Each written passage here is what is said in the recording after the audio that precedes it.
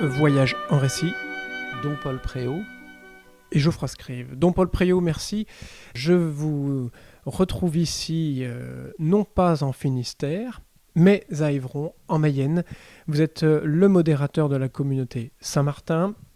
Vous avez été ordonné prêtre le 4 juillet 1989 à Vautry, dans le diocèse de Gênes, en Italie. Vous avez été successivement supérieur de la maison et de formation de la communauté Saint-Martin à Vautry, puis professeur directeur spirituel à la maison de formation de Candé-sur-Beuvron, chapelain recteur au sanctuaire Notre-Dame de Montligeon. Vous êtes titulaire d'un doctorat en théologie dogmatique sur le sacerdoce. On pourra revenir sur ce mot de sacerdoce. Et vous avez ensuite enseigné à la maison de formation de la communauté Saint-Martin. Et depuis 2010, vous êtes élu modérateur général de cette communauté pour 6 ans, et 6 ans qui ont été renouvelés. Donc, le moindre mot que nous pourrions dire, c'est que vous connaissez sans doute parfaitement votre sujet. Et si nous nous retrouvons, c'est d'une part pour justement évoquer et décrire qu'est-ce que la communauté Saint-Martin, et évidemment sous le regard de votre arrivée prochaine dans notre diocèse de Quimper et Léon pour la paroisse, il me semble, du Folgoat. C'est Alors, bien ça. première question, quand se fera justement cette arrivée au Folgoat ? Alors, en accord avec l'appel de Monseigneur Donien, ça sera en septembre 2024, donc pas 2023, mais 2024, ce qui laisse du temps aussi pour se préparer de part et d'autre. Oui.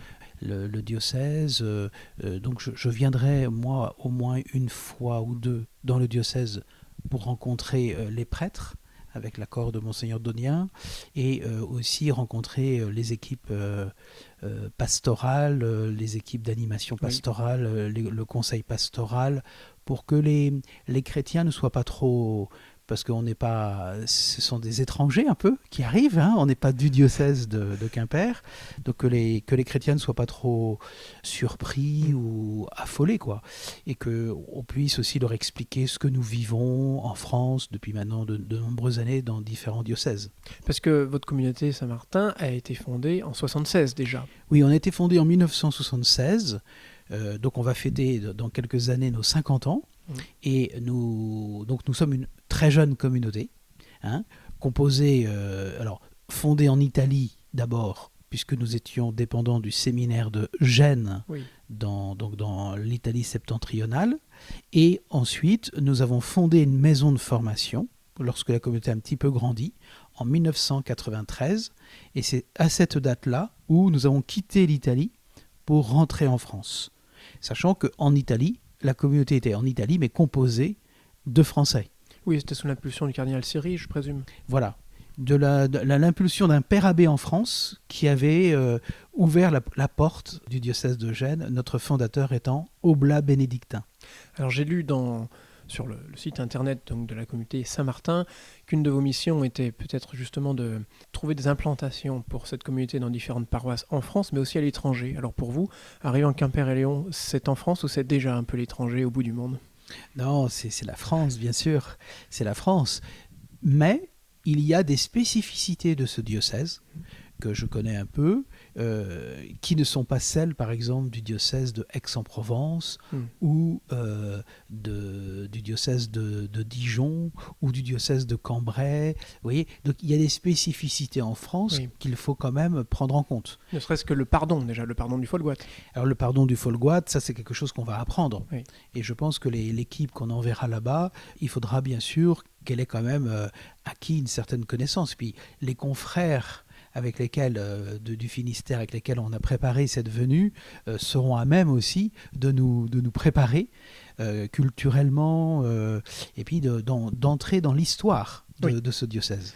Quand vous arrivez dans une paroisse, comme celle-ci par exemple plus tard au Folgoat, y a-t-il un changement géographique ? Je veux dire par là, est-ce que le diocèse revoit la constitution de sa paroisse en fonction des prêtres que vous allez mettre à disposition, ou est-ce que vous entrez directement dans le territoire déjà formé, cette paroisse existante ? Alors, d'abord, en amont, je répondrai que nous ne venons pas sur un diocèse, c'est le diocèse qui appelle la communauté. C'est très important parce que pour nous, c'est à l'évêque et à son conseil de discerner s'il y a un besoin ou pas de prêtres venant de l'extérieur. Fidei Donum ou une association de prêtres comme la nôtre. La deuxième chose, c'est que nous, on s'inscrit totalement dans ce qui est la façon de faire du diocèse. Hein. Donc par exemple là, on ne redéfinit pas la géographie, les frontières des paroisses ou des grands secteurs. Parce que je crois que cette paroisse où il y a le Folgoët, Oui. c'est un grand secteur. Hein. Oui. Mais c'est déjà le cas aujourd'hui pour celui qui en est le curé. Oui, exactement. Donc nous, on ne change rien. Donc la structure restera la même. Y a-t-il à travers l'histoire de la communauté, des lieux d'implantation où finalement ça n'a pas marché? C'est-à-dire il y a eu trop d'écart, trop de diversité culturelle, peut-être de refus même, de la part soit des prêtres, soit des laïcs qu'ils ont rencontrés en face d'eux. Est-ce qu'il y a eu des cas malheureusement d'échecs? Alors, oui, il y a eu des cas. Pas forcément pour les raisons que vous avez mentionnées, et pas très loin d'ailleurs de chez vous, puisque nous avions été, il y a pas mal d'années maintenant, hein, dans le Morbihan, et on était à Gourin, et le secteur de Gourin, on avait envoyé, et là je pense que l'erreur ne venait pas du diocèse, mais elle venait de nous, à 2 titres. Le premier titre, c'est que je pense que cette implantation n'avait pas été assez préparée. Donc, quand on envoie des prêtres dans un nouveau diocèse, pour que la greffe prenne, il faut que ceux qu'on envoie, mais ceux qui vont accueillir, soient préparés à cela. C'est très important pour qu'après ça, on soit liés ensemble à porter la mission dans cette portion du peuple de Dieu qui nous est confiée. Et je pense que dans ce cas-là, la préparation en amont n'était pas suffisamment faite, parce que la communauté était plus jeune aussi, et on avait moins d'expérience de ces implantations. Et la deuxième raison, et là c'est de notre faute, c'est que l'équipe qu'on avait envoyée n'était pas suffisamment bien soudée entre elles. Donc il faut non seulement travailler dans le temps à un travail de préparation, mais il faut aussi que l'alchimie des psychologies, des générations et des mentalités se passe bien. C'est-à-dire que vous n'arrivez jamais en terrain conquis, et j'imagine que pour vous, le modérateur de cette communauté, vous devez longuement mûrir, réfléchir aux personnes que vous envoyez. Oui. Savoir comment avec l'évêque. Avec l'évêque, bien sûr. Bien sûr. Voilà. L'évêque et son conseil nous parlent par exemple du profil qu'il faudrait. Oui. Et après, on regarde dans les frères qui seraient disponibles, ceux qui, a priori, présenteraient ces qualités-là.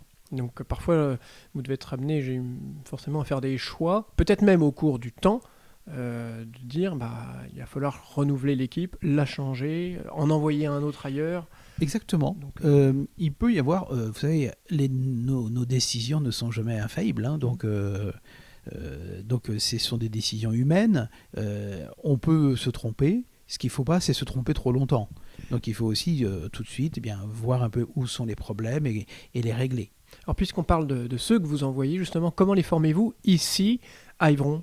Sur quoi reposent essentiellement les grands piliers de cette formation qui m'a l'air d'être quand même très intellectuelle? Il suffit de voir la suite de bibliothèques pour accéder jusqu'à votre bureau. Mais il y a aussi un ancrage évidemment spirituel, liturgique. Il suffit de voir l'imposante basilique qui se trouve ici. J'imagine que ce sont des points forts de cette formation. Je dirais que la formation qu'on donne ici, c'est une formation de séminaire. Donc elle est régie, cette formation, tout simplement par, je dirais, les grands principes que donne l'Église aujourd'hui. Donc on a une charte qui nous vient de Rome. Il y a une charte nationale aussi, qui pour toute la France, la conférence épiscopale vient de renouveler cette charte. Et nous suivons cette charte de la formation. Avec 4 piliers. Formation d'abord, bien sûr, humaine. Et donc, quand on dit humaine, c'est affective, une formation à la liberté intérieure, une formation aussi à l'exercice de la responsabilité. Après, vous avez une autre dimension qui est très importante, et vous l'avez mentionné, c'est la dimension intellectuelle, mais il ne faut pas trop... C'est pas parce qu'il y a beaucoup de livres qu'on n'est que la tête dans les livres, hein, rassurez-vous, mais c'est vrai que le temps d'une formation, aujourd'hui, entre le moment où vous entrez en propédeutique et le moment où vous êtes ordonné prêtre, il faut 8 ans. Donc il y a quand même le temps d'une maturation pour sortir de schémas parfois un peu étriqués ou aussi de schémas qui n'existent pas. Parce qu'aujourd'hui, la plupart de nos jeunes qui rentrent n'ont pas beaucoup de formation. Vous voulez dire qu'ils arrivent avec un imaginaire? Un imaginaire, mais pas forcément une formation intellectuelle. Donc il faut former les esprits, apprendre à penser, et puis après ça, devenir disciple de la révélation. Et on a un souci, nous, d'ancrage dans la grande tradition. On cite souvent cet auteur du 5e siècle dans le sud de la France, c'est un moine, Vincent de Lérins, qui dit, en parlant de la tradition de l'Église, ou la tradition dans l'Église, qu'elle mûrit avec les années, qu'elle se consolide avec le temps, et que son sens s'enrichit avec l'âge. Et ça montre bien que c'est une tradition qui est vivante, qui est en croissance, et on souhaite, nous, insérer et ancrer ces jeunes dans un héritage, une tradition, mais tout en les gardant ouverts aux défis que sont ceux et de la société et de l'Église. Donc, dans cette formation intellectuelle, c'est une formation à la fois, je dirais, un ancrage, surtout dans le Christ et dans la vérité qu'est Jésus, dans la docilité à l'enseignement de l'Église, le magistère. Donc vous voyez, par exemple, nous, avec le Concile Vatican II, on est totalement, non seulement ouvert, mais on adhère complètement et au magistère des papes successifs, bien évidemment, mais aussi avec une ouverture au débat contemporain. Et puis il y a un troisième volet de la formation qui est presque le cœur, c'est la dimension spirituelle. Donc faire entrer un jeune dans une écoute de l'Esprit Saint, dans une attention à la parole de Dieu, dans un amour de la parole et dans un amour du Christ et de l'Église, à travers aussi la liturgie. Ici, nous vivons une liturgie déployée, traditionnelle au bon sens du terme, au sens que je viens de l'exprimer tout à l'heure, c'est-à-dire une tradition qui est vivifiante et pas fixisme, une tradition grégorienne aussi. Oui. On n'a pas peur, nous, de former nos jeunes au chant grégorien, parce qu'on estime que ça appartient aussi à ce qu'est l'Église latine. Et puis ici, vous avez l'abbaye de Solesmes qui n'est pas très loin, donc forcément, on peut entendre presque les chants des moines. Alors c'est vrai qu'on est... Oui, c'est vrai. Alors on est, comme je vous l'avais dit au tout début de l'émission, notre fondateur est oblat bénédictin, donc si vous veniez à l'office, vous seriez étonné de voir des similitudes à une formation qui pourrait donner l'impression d'être quasi monastique dans la maison, mais pourtant on forme bien des prêtres séculiers, missionnaires, des apôtres pour aujourd'hui, quoi. Et puis le dernier volet de la formation, c'est le quatrième, c'est la dimension plus pastorale. C'est-à-dire qu'on forme des apôtres, on ne forme pas des moines. On forme des frères qui seront un jour diacres, parce qu'on a des diacres permanents aussi, et des prêtres pour la mission. Et c'est pour ça que les évêques appellent la communauté. C'est pas pour fonder un monastère. Non.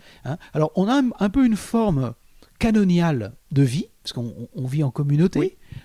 C'est très important, on n'est pas tout seul, et on vit sous le même toit, on partage les repas, on partage la prière, on partage le travail intellectuel, et on partage surtout la mission. Même si chacun a sa mission un peu de façon... il y a une répartition des missions, mais il y a une solidarité pastorale qui se vit avec les fidèles vers lesquels nous sommes envoyés. Vous avez prononcé tout à l'heure le mot défi, don Paul. Je pensais déjà au défi par rapport, consistant peut-être à relever un petit peu la spiritualité en France. Nous réalisons cette émission quelques jours avant Noël, et c'est vrai que les chiffres, si on s'en tient aux statistiques de pratiquants encore de la messe de Noël, j'entendais ça encore tout à l'heure à la radio en venant vous voir, ne sont pas très bons. Donc il y a un défi peut-être à relever, à redonner un petit peu au cœur de l'homme une spiritualité. Et ça, je pense notamment à ceux qui vous attendent presque de pied ferme, mais à tous ceux aussi qui vont découvrir en fait qui vous êtes. Et dans le défi, je pense aussi à l'aspect esthétique vestimentaire. Aujourd'hui, c'est un défi de vous voir revêtant la soutane ou de mettre la liturgie que vous déployez au cours de la messe. Comment se vit justement ces différents défis au sein de la paroisse pour les prêtres que vous envoyez en mission ? Y a-t-il des heurts parfois et ensuite oui, beaucoup d'apaisement par les fruits que ça porte ?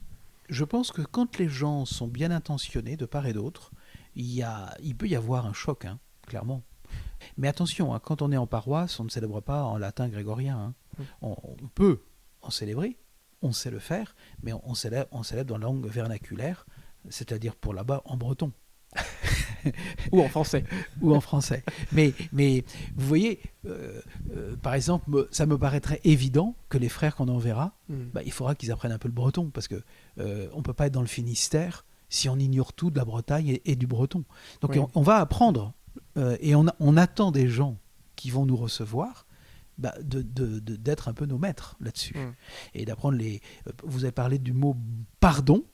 un pardon pour un Français qui n'est pas de Bretagne, ça veut dire demander pardon, quoi. Ah oui, alors que bien vous, sûr. alors que vous, ça a une connotation très forte. Oui. Et donc, je la Avec connais. des images. Avec des images. Et alors, quand on pense au Folgouette, des grandes images. Mm. Et donc, là, on va apprendre tout ça. Mais vous voyez, donc on ne vient pas avec un schéma et on demande aux gens de rentrer dans notre schéma. On va être avec eux et on va évangéliser avec eux. Je crois beaucoup à ça. On n'est pas envoyé à la communauté, mais c'est la communauté, prêtres et laïcs, tous les chrétiens qui sont envoyés vers le monde pour annoncer Jésus-Christ. Je vais faire le lien avec ce qui est indiqué encore une fois de plus sur le site internet de la communauté Saint-Martin, sur le mot de disposition. Quand la communauté indique qu'elle se met à la disposition des pasteurs de l'Église, qu'entend-elle par ce mot que je trouve très beau de la langue française ? C'est-à-dire c'est vraiment, vous êtes disposés à répondre à l'appel d'un évêque et donc à l'appel des fidèles qui peuplent ce diocèse. C'est vraiment ça. Exactement. C'est ça. On est, si vous voulez, j'allais dire une main d'œuvre, mais c'est très péjoratif. Mais on se met à la disposition, c'est-à-dire qu'on est à l'écoute au fait de ce que pensent, enfin de ce que portent vos pasteurs du diocèse et de ce que porteront les fidèles, et pour essayer. C'est un peu le thème de la synodalité en fait, parce que c'est le thème de l'écoute de l'Esprit Saint, hein, pour marcher ensemble vers le Christ ressuscité. Qui lui-même s'est mis à la disposition non seulement de ses apôtres, mais des gens qui venaient le voir. Eh oui, eh oui. Parfois avec beaucoup de surprises lui-même, mais... Bien sûr, mais vous avez tout à fait raison. Canoniquement parlant, du coup, de qui relèvent les prêtres que vous envoyez ? Il y a un équilibre entre l'évêque local et puis vous, j'imagine. Alors, l'évêque confie une mission pastorale. Oui. Donc là, il y a une lettre de mission que tous les prêtres, qu'ils soient curés ou pas, ou recteurs, recevront de votre évêque. Et là, dans ce domaine de la mission, ils dépendent totalement de votre évêque, bien évidemment. C'est l'évêque qui donne la mission. Moi, je ne fais que proposer des prêtres. Après, il y a un dialogue entre l'évêque et moi pour dire est-ce que ce prêtre est suffisamment à sa place ? Est-ce qu'il se déploie ? Et est-ce qu'il déploie la communauté chrétienne ?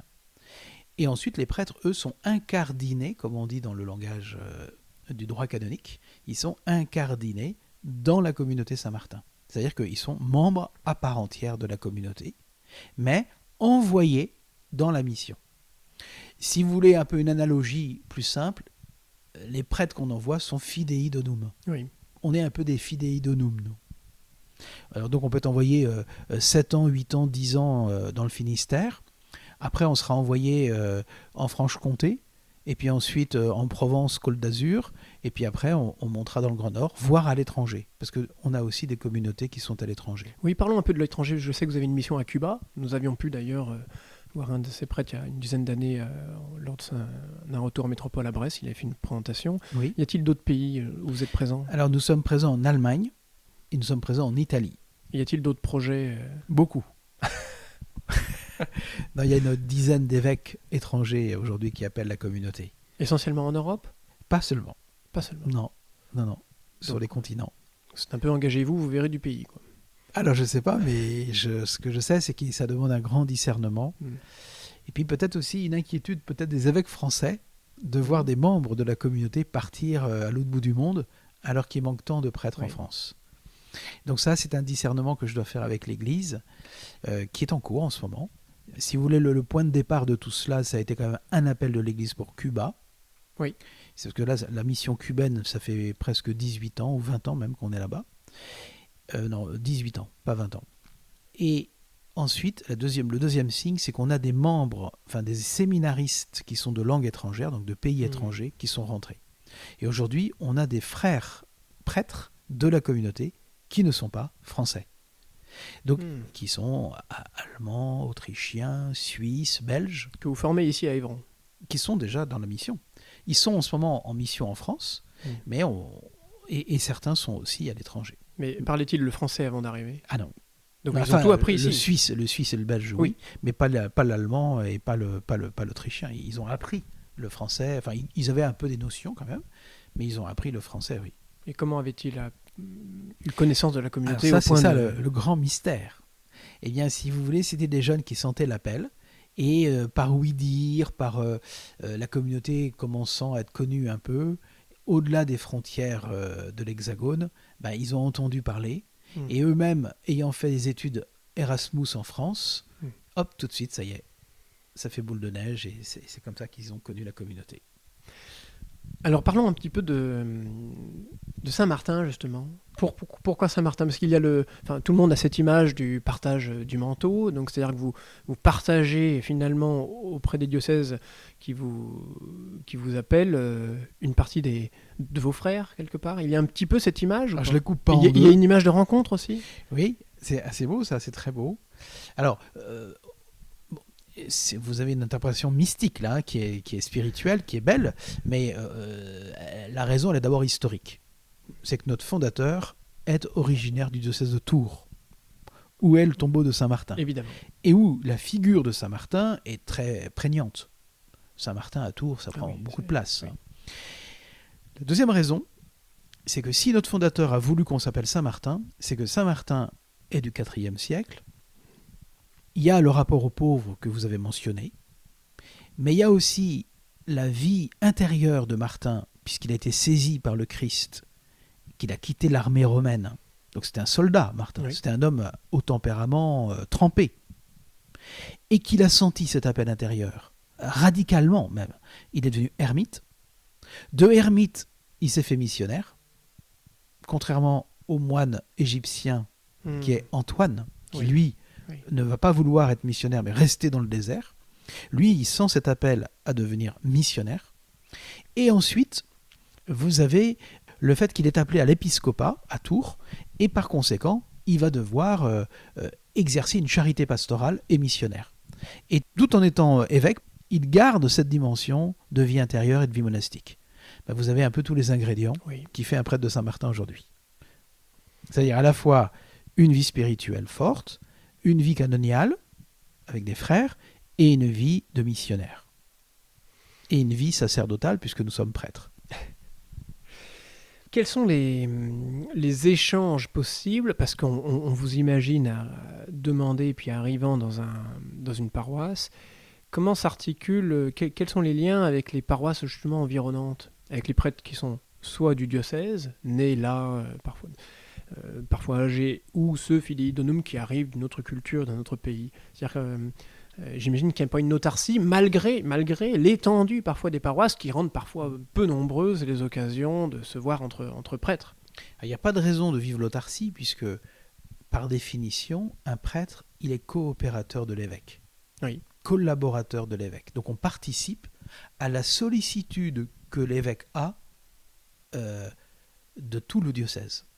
Par contre, l'évêque confie à la communauté une paroisse, pas l'autre, mais une paroisse. Et ça, le curé en particulier, celui qui a la charge pastorale, doit rendre compte à l'évêque de la cura animarum, c'est-à-dire du soin des âmes qu'il aura sur son secteur. Ça, c'est canonique ce que je vous dis là, presque. Oui. Mais ce que je demande à mes frères, parce que nous on a une vie commune, on a une table commune, c'est d'avoir une sollicitude vis-à-vis de tous les autres prêtres, parce qu'il y a des prêtres qui vivent très seuls, qui sont, de manière voulue ou non. De manière voulue ou non, parfois de façon un peu subie même, parce qu'ils aimeraient avoir des frères avec eux, mais avec le manque de prêtres, on n'arrive pas à en trouver. Et donc notre table est ouverte. Et puis je veux que la fraternité entre nous soit pas une fraternité exclusive, mais une fraternité inclusive et ouverte aux autres. Ça, c'est tout à fait Saint-Martin aussi. Donc là, bien évidemment, alors après, c'est des grandes formules tout ça. Moi, je suis un homme du concret, donc ça passe aussi par les psychologies des personnes. Si à côté de vous, vous avez un curé qui est très soucieux de venir, il viendra. S'il veut pas, on forcera pas la porte. Et si nous, on a un curé qu'on nomme qui est un peu ours, et il va falloir qu'il apprenne à s'ouvrir aux autres et à sortir de sa grotte. Ce qui peut prendre du temps parfois. Mais ça peut demander du temps. Mais la communauté est là aussi pour rappeler aux frères, attention, tu n'es pas là pour être tout seul. La mission qu'on te confie, c'est une œuvre commune, collective. J'aime beaucoup cette formule du pape Jean-Paul II qui dit que le sacrement de l'ordre, le sacerdoce, il est de nature communautaire. Donc la mission qu'on reçoit, le ministère qu'on reçoit et qu'on exerce est aussi de nature communautaire et collective, parce qu'ecclésiale. Parce que son but est de servir déjà. C'est de servir tous ceux que nous côtoyons. Je pensais aussi à la liturgie. Vous arrive-t-il de célébrer en forme dite extraordinaire, à la demande justement de fidèles de la paroisse ou des paroisses dans lesquelles vous êtes implanté? Alors, ça ne serait pas la demande des fidèles, mais la demande aujourd'hui avec le motu proprio de l'évêque. Voilà. Mais nous ne le faisons pas. Nous pouvons pratiquer la forme actuelle, donc le nouvel ordo en latin grégorien, voire même orienté, parce que ça c'est autorisé par la liturgie réformée du Concile Vatican II et post-conciliaire, mais nous ne faisons pas l'ancien rite, non. C'est un cap qu'on s'est donné. Donc nous, autant on donne une formation liturgique, si vous voulez, très forte à la communauté ici, mais on n'entre pas dans ce débat actuel, là, ça ne nous concerne pas, je dirais. Donc on essaye de bien former nos frères et qu'eux-mêmes forment les fidèles. Je pense que c'est une souffrance actuellement pour l'Église, cette façon d'être un peu divisé sur des questions de rituels. Donc on veut suivre l'enseignement du Saint-Père jusque-là, non. Voilà. Dernière question, parce que nous arrivons au terme du temps qui nous est accordé dans cette émission. Y a-t-il d'autres, au-delà de cette tentative il y a quelques années dans le Morbihan, avez-vous d'autres des frères prêtres qui sont déjà présents en Bretagne? Ou ce sera justement le... Alors non. Il y a eu... on a été appelé dans le Morbihan et puis ça n'a pas duré. Et aujourd'hui, nous ne sommes dans aucun diocèse en Bretagne. Ça sera la première implantation d'une communauté Saint-Martin en Bretagne. Nous sommes dans beaucoup de diocèses. En France, on est à peu près dans 35 ou 38 diocèses, je crois. Oui. Mais nous ne sommes pas du tout en Bretagne. Donc c'est une première. C'est une première. C'est beau. C'est une aventure.